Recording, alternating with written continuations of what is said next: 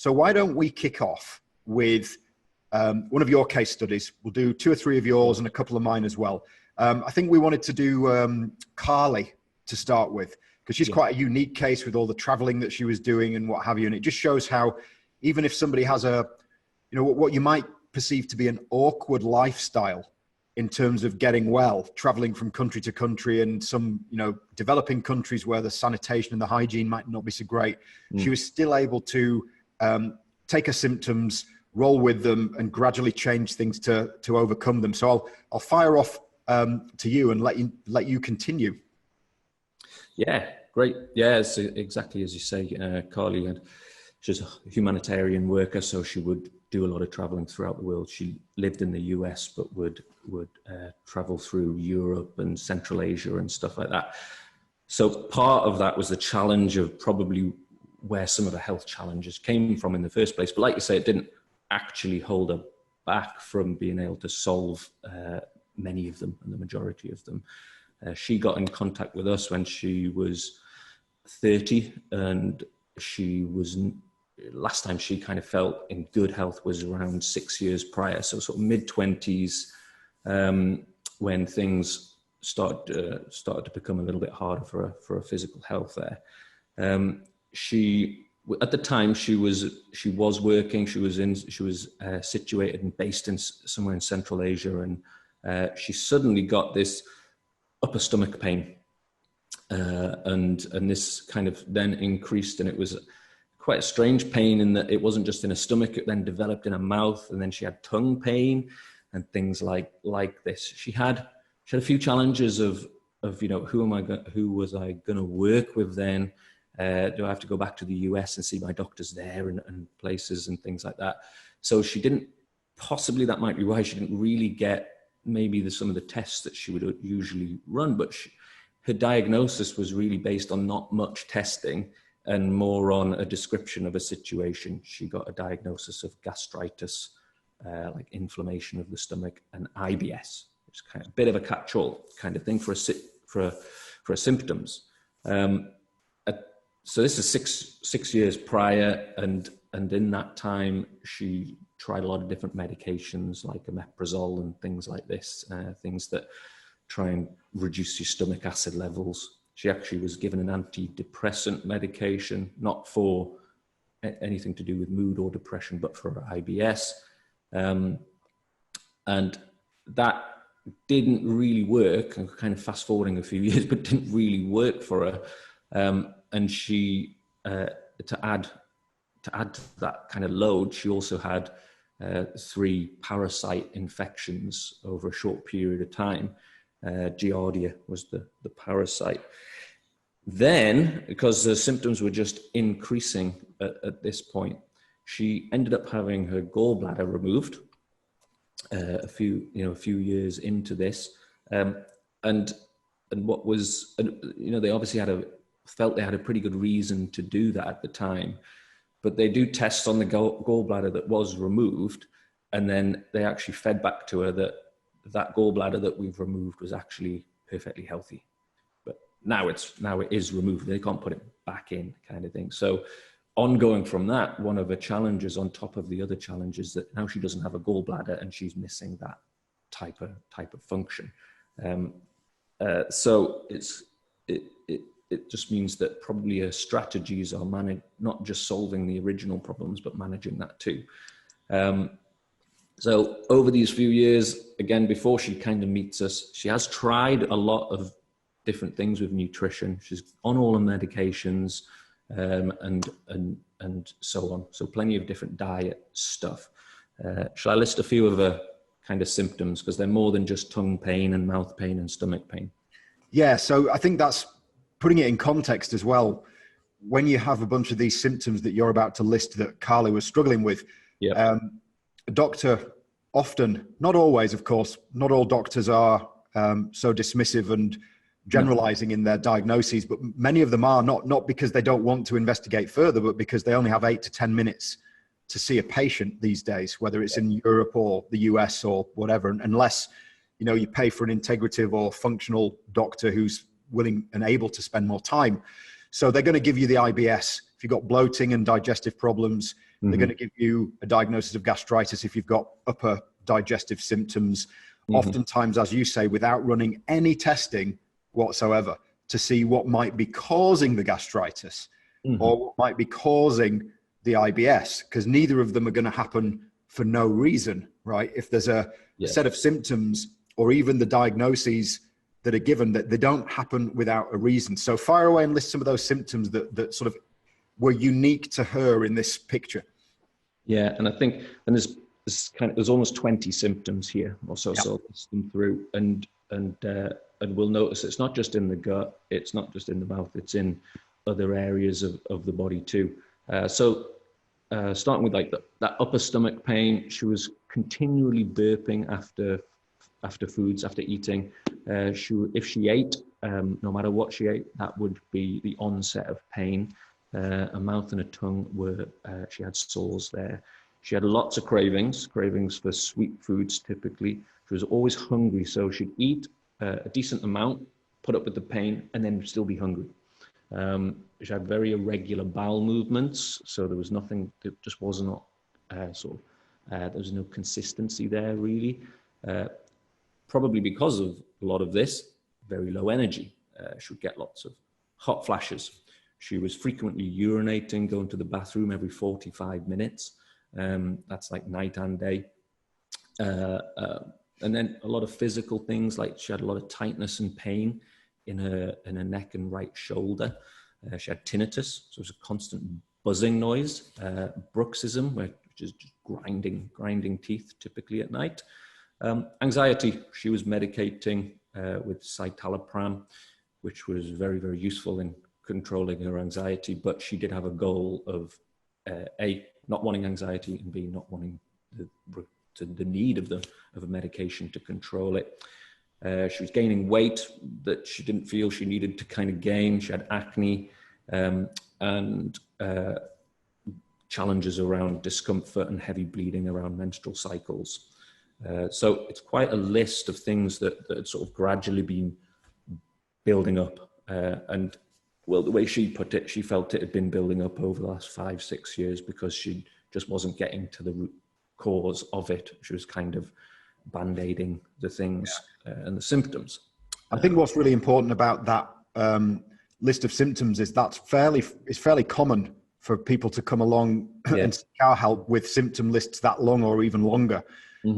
And it's really crazy to think that you can give a separate drug for all of those different symptoms, right? Omeprazole for the gastritis, supposedly, something for the constipation and IBS, something for the hot flashes, something for the anxiety, something for the menstrual problems, and on and on and on. If you do that, people end up walking around taking 15 or 20 different drugs. And that's crazy because all of those drugs are going to have a side effect. They're going to operate on changing some sort of metabolic pathway in the body and create potentially a lot more problems. So medical drugs are great for specific individual symptoms for a short period of time. But if we dig in and we try and find out what's going on, often that huge array of different symptoms, 15, 20, 30 symptoms, may all just have 2 or 3 main underlying causes. There may be more than that, but sometimes it can be as simple as finding, 2 or 3 things that are triggering mass responses in the body that lead to all of those symptoms. And that's kind of what we try to do is drill in and try and figure out what's going on to disturb the body to that extent. So once you'd figure out, the health history and all the symptoms, what were the next steps? Like I say, you've got to kind of drill down and nail down like what is individually kind of going on there. So because we don't find it effective, we've tried not to just guess at what those things are. We kind of want to assess instead. And we usually describe a kind of very simple principle of why this is the situation, why we have this list of health challenges. And this is very brief and simple, but it's usually because there's bad stuff in the body that shouldn't be there. And we want to try and identify what those things are. Could be maybe the wrong foods and bad bugs and toxins and those kinds of things. They're causing inflammation and stress and things like that in the body. But we don't know what they are until we kind of at least run some kind of form of assessment. So that's one side of the coin. The other side is there's usually some good stuff, things that should be there that's kind of missing. So we always kind of try and just say that that's why we do what we do, very much so. So we started looking at the digestive health. So we ran a comprehensive digestive health test like we often do, especially in this situation, to see what we could find. And mainly because if I say to Carly, what tests have you done so far? There's no real assessment and evidence yet. We don't know what we're working with yet. So that's the first thing we want to do. So we ran this test and we found out actually she had a kind of moderate amount of salmonella, which is a fairly well-known bacteria that no one really wants in their body. So it was already a question mark over whether that was a pathogen that was already challenging and stressing out her gut. But probably more important than that is that she identified H. pylori, a bacteria that's often, not always, but typically in the stomach, can cause stomach pain and symptoms kind of locally, but also outside the gut, of course, too. But this is interesting because she'd already had a gastritis diagnosis, but with no testing around it, kind of thing. She could describe she's got stomach pain already. She didn't need someone else to tell her that she had that, but still didn't know why. And when you find H. pylori, you found probably one of the major, if not something influential about that stomach pain. That's probably one of the key findings. Yeah. Sorry to just butt in there.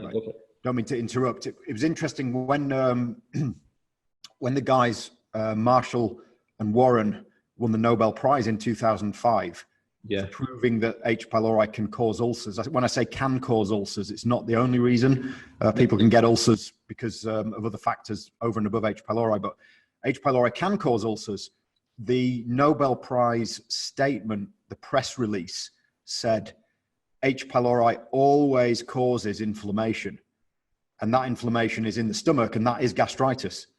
Yeah. If a doctor diagnoses gastritis and then just tries to give a drug like a proton pump inhibitor, or acid blocking drug, I think that's almost negligent in many regards, because H. pylori, as we know, can go on to cause more severe problems than just a bit of gastritis. It can cause ulcers. The ulcers can perforate. That can be very dangerous. And there's also a pretty strong association with H. pylori in certain cancers. So anybody listening and watching who has been diagnosed just with gastritis, a little bit of gastritis today, if it's being caused by H. pylori, could lead to a lot of problems further down the line if you're not careful. So it's wise to get properly tested to figure out what's causing the gastritis. Could be food intolerance. It could be H. pylori. It could be stress. Could be certain nutritional deficiencies. Even simple things like dehydration might even create those kinds of problems because your body can't make the mucus it needs to protect the stomach lining if you're chronically dehydrated. So sorry to butt in there. I'll let you go on. That's perfect, because that was basically exactly the situation Carly was in. And she also had a great response to this information. She had a great approach really to saying she wanted to go through the process of assessing and identifying and leaving no stone unturned kind of thing. And she didn't have a kind of like oh no, there's a bad bug response there. She had, that feels a bit more like there's more clarity. I've got more insight. I've got more knowledge. I can focus, and I've got some answers to why I feel the way I feel, not just a description of it.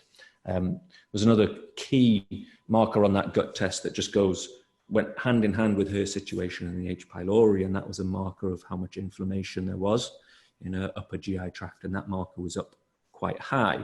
So it's kind of evidence backing up that, well, there's a pathogen that typically can cause inflammation in the stomach, and there's an inflammatory marker of your stomach as well. Yes, we already appreciate this has been called something, but now we've got something a bit more tangible, a bit more concrete on which to do something with, kind of thing. So she did not feel more stressed from that information. She felt like much more in control. Like, this has taken 6 years, but now at least I know some more pieces of the puzzle.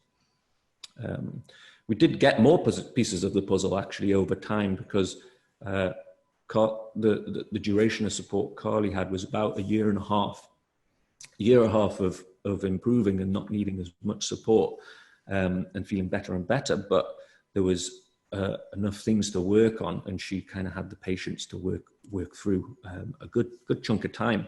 But during that period of time, that gave us the opportunity to look other places, look for other nutrient status issues, toxicity issues, other things to do with the biochemistry and, you know, sort of metabolism and things like this, hormonal levels. We got to look there as well. So she got a lot more pieces of the puzzle for other functions in her body, just like she got some key ones for a gut.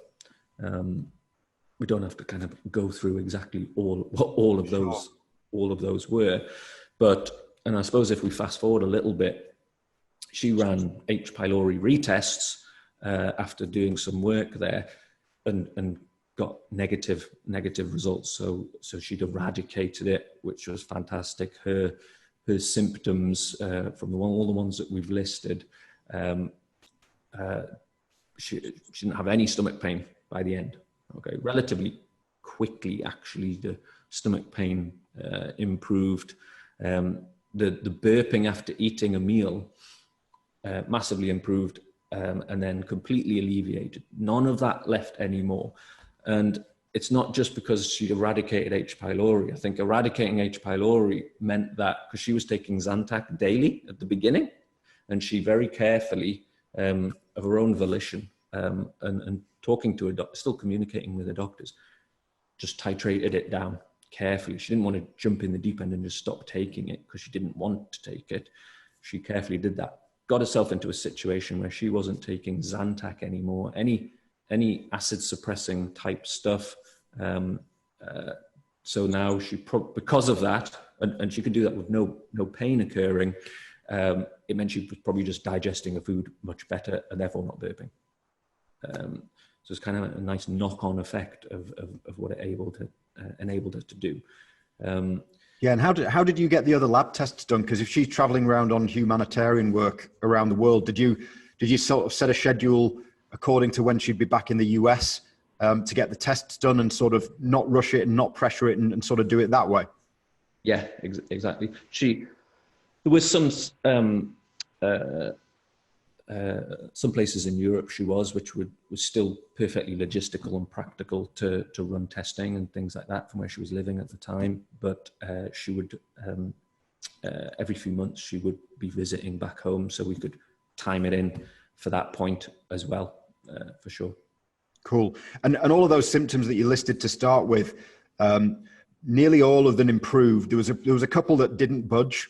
Bruxism was one of them, which is grinding of the teeth at night. Mm-hmm. We won't go into some of the other possible reasons why that can happen, because that would lead us down the rabbit hole a little bit, I think. But just goes to show that carefully working on some nutritional issues and running the right lab work, removing the bad stuff from the body and putting the good stuff back. Mm-hmm. And she was able to improve oral, totally alleviate probably about 17, 18 of those 20 or so symptoms that she originally had.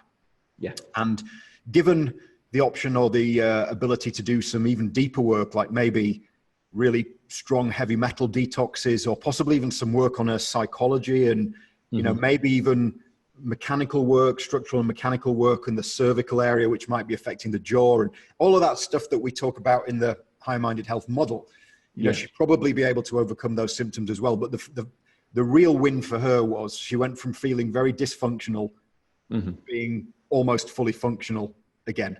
Oh, you know, yeah. Vitality scale perspective, maybe a 3 or a 4 all the way up to an 8 again, even though there were just a couple of things still there niggling.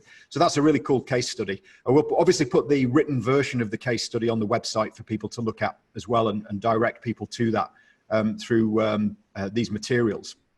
So thanks for that. That was a cool one. Yeah. And it just shows as well, I think key learning point for a lot of people is this wasn't a quick fix. We're very lucky sometimes to have people who have very, very similar symptoms to the ones Carly had. And it may only take a month or 2 for them to really improve those symptoms, but sometimes it takes a lot longer. And that length of time, that duration, is going to depend largely on clients' ability to follow through with the work, finances, but also with her, it was like she's traveling around all over the world. We can't expect things to fix themselves literally overnight.